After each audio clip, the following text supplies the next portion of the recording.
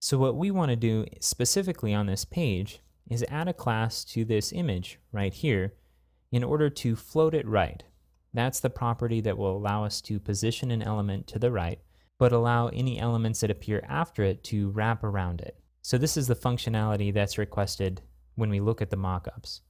So we can right-click on this image and select Inspect Element, and this will take us to the image tag inside of our HTML.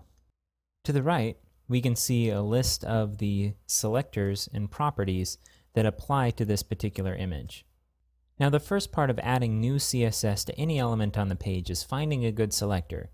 And the definition of a good selector is one that selects just the elements we want to adjust and no others.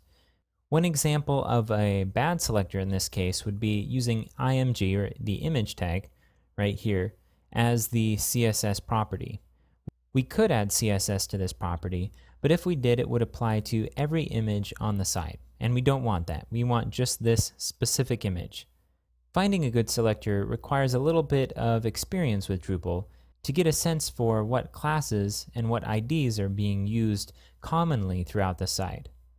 In this case, what we can do is look at the tag that we're starting with and seeing if it has any classes associated with it.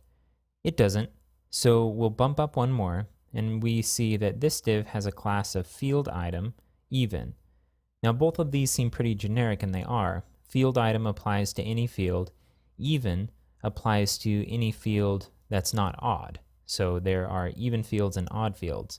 So both of these are going to have multiple matches on this page.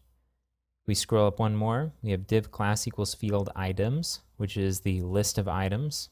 There may be only one of these on the page, but if we have a view, for example, that lists out fields, there could be another one of these or multiple ones of these. I'm going to bump back up one more. Div class equals field, and then we have another class of field name, field guide image. Now that is a good selector right there. If we apply a property to this selector in particular, then it will only display anytime this particular field is being displayed. Now, one potential downside to this is if we're using this image in more context than this one. For example, this is our node page, but we might also display this in a blog style format in a list of content somewhere. And if so, we might want this image to display differently. So how do we find a selector that applies to just the guide pages and just this field in the guide pages? So this is a good selector for this particular field, but how about for the page? For the page, we can scroll all the way up here. I'm scrolling up to the body tag. And in the body tag, we have a number of classes, some of which are specific to this particular context. So you see we have HTML, not front meaning it's not the front page. The user is logged in, so we have logged in. There's just one sidebar showing, and so we have the one sidebar class. The sidebar that's showing is the second sidebar, so we have sidebar second. This is a node page, so we have page node. So this is potentially a good selector. But then if we continue over, we'll see node type guide. So this will be added to any page where the node is the type guide.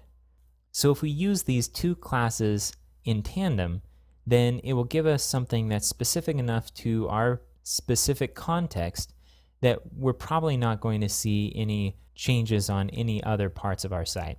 If we do, we can come back and adjust the CSS later.